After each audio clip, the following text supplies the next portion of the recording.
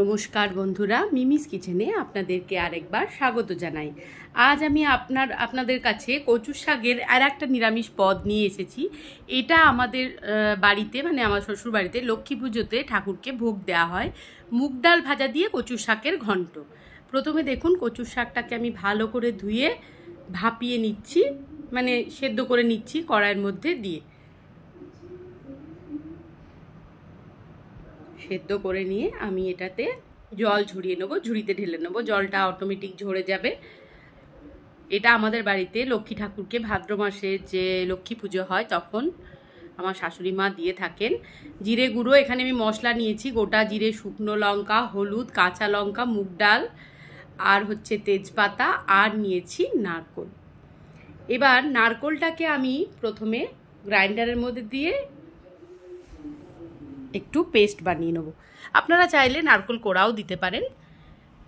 এবার কড়াই বসিয়ে দিয়েছি, কড়াইয়ের মধ্যে দিয়ে দেবো সর্ষের তেল।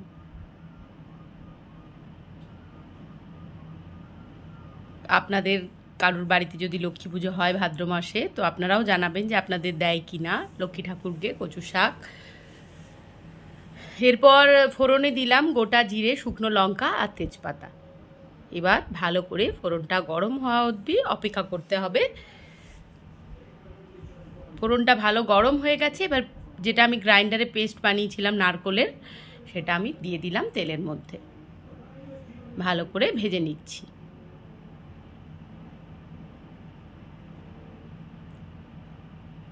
কচু শাক না আমার খেতে ভীষণ ভালো লাগে, যেমনভাবেই রান্না করি না কেন আমার দুর্দান্ত লাগে। এবার দিয়ে দিলাম চিড়ে রাখা কিছু কাঁচা লঙ্কা।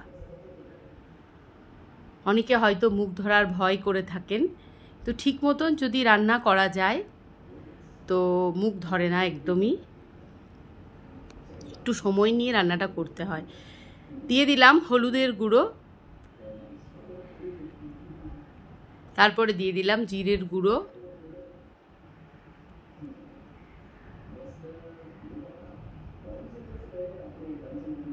এবার ভালো করে সমস্ত মশলাটাকে আমি তেলের মধ্যে দিয়ে কষিয়ে নিচ্ছি।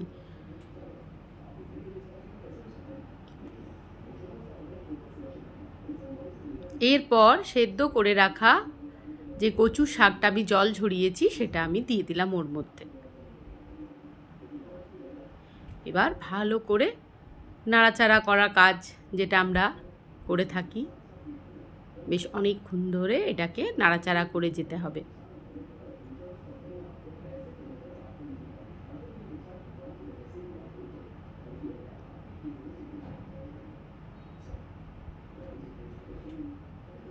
কচু শাকটা একটু ঝাল ঝাল হলে খেতে ভালো লাগে, তাই আমি বেশ খানিকটা কাঁচা লঙ্কা চেরা দিয়ে দিয়েছি।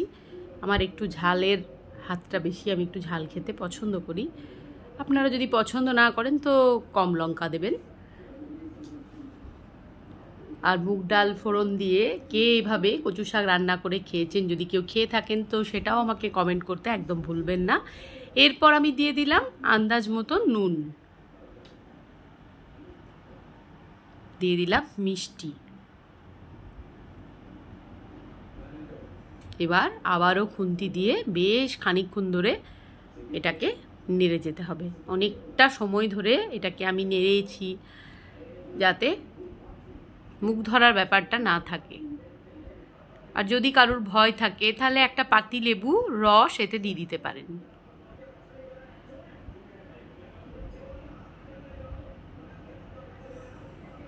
এইভাবে বেশ খানিকক্ষণ ধরে আমি নাড়াচাড়া করে যাচ্ছি।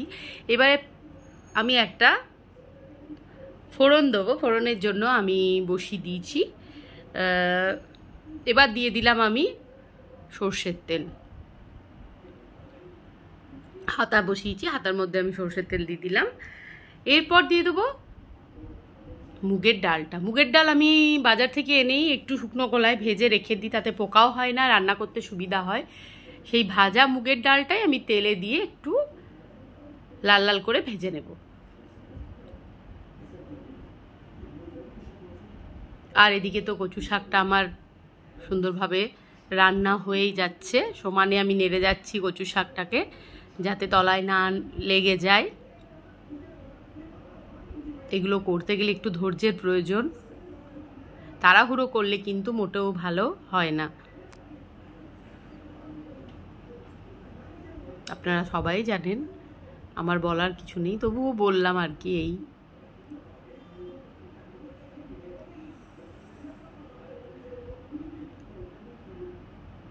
মুগের ডালটা ভেজে নিচ্ছি।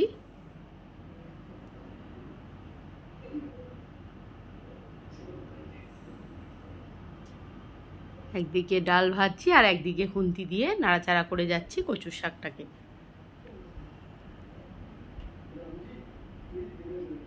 ডালটা আমার প্রায় ভাজা হয়েই এসেছে।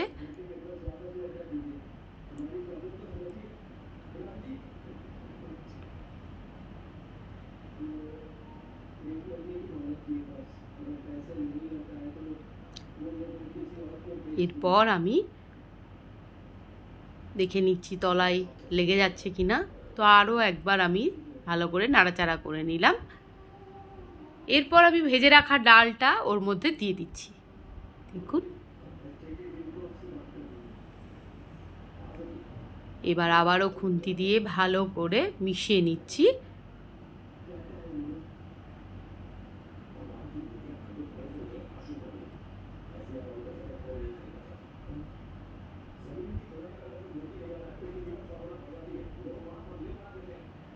এইভাবে অনেকক্ষণ ধরে নাড়াচাড়া করে ব্যাস তৈরি হয়ে গেছে আমার নিরামিষ মুগ ডাল ভাজা দিয়ে কচু শাকের ঘন্ট। ভিডিওটি যদি ভালো লেগে থাকে তাহলে অবশ্যই like, comment, share and subscribe করে আমার পাশে আপনারা এইভাবেই থাকবেন। ভালো থাকুন, সুস্থ থাকুন।